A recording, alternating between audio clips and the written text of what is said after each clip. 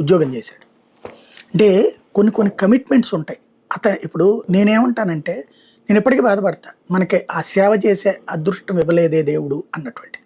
అంటే చేసాం, ఏది రిపోర్టర్గా చేసే సేవ, అట్లా కాకుండా ఇంటర్నల్గా అందులోకి వెళ్ళే సేవ చేసే ఏ బోర్డు పైన మనకి ఇవ్వలేదు కదా. అక్కడ దేవుడి సమక్షంలో ఉండటం అనేటటువంటిది దేవుడిచ్చే అదృష్టం అండి, మన నుదుటను రాసే రాత. నేను ధర్మారెడ్డి మీద స్టోరీలు రాసేందుకు నేను రాసిన స్టోరీల తర్వాత అనేక మార్పులు చేయాల్సి వచ్చింది. నేను అక్కడ టీవీ నైన్లో పనిచేసిన టైంలో రాసిన వార్తలకి ఒక రకంగా టగ్ ఆఫ్ వార్ నడిచింది మాకు. నా మీద ఆయన మా బాస్కి మాట్లాడడం కావచ్చు, తర్వాత చేయడం కావచ్చు రమణాచారి గారితో, కానీ ద్వేషించుకోలేం మేము ఒకరికొకరు. పాలసీ పరమైనటువంటి మార్పులు నేను ప్రస్తావించేవాడిని, మొదట విభేదించిన తర్వాత వాళ్ళు మార్చుకున్నారు అనేక ఇష్యూస్. ఇదే లడ్డు తయారీ విషయంలో కావచ్చు, లేకపోతే రూమ్స్ విషయంలో కావచ్చు, భోజనాల విషయంలో కావచ్చు, నీళ్ల ఏర్పాటు విషయంలో కావచ్చు, ఇట్లాంటి అనేకం జరిగినాయి.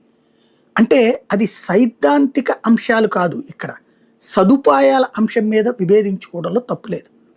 కానీ ఇప్పుడు చేస్తున్నటువంటిది ఏంటంటే సెంటిమెంట్ని హర్ట్ చేయకుండా చూసుకోవాల్సిన అవసరం ఉంది. ఇప్పుడు ధర్మారెడ్డి నాకు తెలిసి ఎట్లాంటి పాపాలు చేస్తాడని నేను అనుకోను. అలాగే కరుణాకర్ రెడ్డి అయినా, వైవి సుబ్బారెడ్డి అయినా, ఎవరైనా సరే అక్కడ దేవుడి సమక్షంలో అన్యమతం కోసం ఇట్లాంటి తప్పులు